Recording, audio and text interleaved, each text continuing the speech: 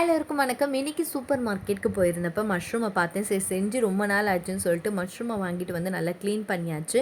மஷ்ரூம்க்கு மேலே ஒரு தோல் மாதிரி இருக்கும், அதை லைட்டாக சுரண்டி விட்டு உரிச்சு எடுத்தோன்னா அழகாக வந்துடும். அந்த தோலோடு சேர்க்காதீங்க, வயிறு வலிக்கும். எல்லா மஷ்ரூம்லேயும் தோலை நல்லா எடுத்துட்டு அதை பொடிசாக கட் பண்ணி எடுத்து வச்சுட்டேன். இப்போ என்னோடய ஸ்டைல் ஆஃப் மஷ்ரூம் கிரேவிக்கு என்னென்ன மசாலா தேவைப்படுன்னு பார்க்கலாம்.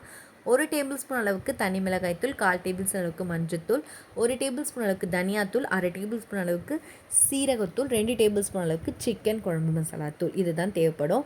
இப்போ ஒரு பேனில் கொஞ்சமாக எண்ணெய் ஊற்றிட்டு அதில் பட்டை, கிராம்பு, ஏலக்காய்லாம் சேர்த்துட்டு ஒரு பெரிய வெங்காயத்தை பொடியாக நறுக்கி வச்சிடலாம். அதை சேர்த்து நல்லா வதக்க ஆரம்பிச்சிட்டேன். இன்னும் நம்ம சேனலில் நிறைய பேர் சப்ஸ்கிரைப் பண்ணாமல் பார்த்துட்ருக்கீங்க. ப்ளீஸ் மறக்காமல் சப்ஸ்கிரைப் பண்ணிவிட்டு பாருங்கள்.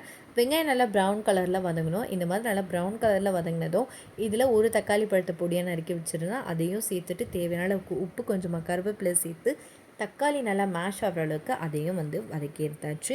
இப்போ இதில் 1 டேபிள் ஸ்பூனுக்கு இஞ்சி பூண்டு விழுது ஆல்ரெடி நம்ம எடுத்து வச்ச மசாலா சேர்த்து நல்லா மிக்ஸ் பண்ணிக்கலாம். மசாலா நல்லா மிக்ஸ் பண்ணதுக்கப்புறம் நம்ம எடுத்து வச்ச கட் பண்ணி வச்ச நம்ம மஷ்ரூமையும் சேர்த்து மசாலாவும் மஷ்ரூமும் நல்லா மிக்ஸ் ஆகிற அளவுக்கு கலரி விட்டுக்கலாம். இந்த மாதிரி நல்லா மிக்ஸ் ஆன பிறகு ஒரு மூடி போட்டு மூடி ஒரு 5 நிமிஷத்துக்கு அப்படியே விட்டுடலாம். ஏன்னா அந்த மஷ்ரூம்லேயே தண்ணி விடும். அதனால் இப்போதைக்கு இந்த தண்ணி சேர்க்க தேவையில்லை. 5 நிமிஷம் கழித்து ஓப்பன் பண்ணி பார்த்தா நல்லா மஷ்ரூம்லேருந்து தண்ணி விட்டு இருந்தது. இப்போ தேவையான அளவுக்கு நம்ம தண்ணி ஊற்றிக்கலாம்.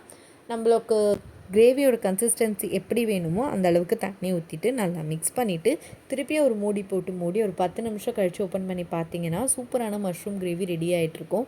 இது சப்பாத்தி, தோசை, இட்லி, ஏன் சாம்பார் சாதம் செஞ்சுட்டு அது கூட தொட்டுக்க வச்சு சாப்பிட்டா கூட செம்மையாக இருக்கும். கண்டிப்பாக ட்ரை பண்ணி பாருங்கள்.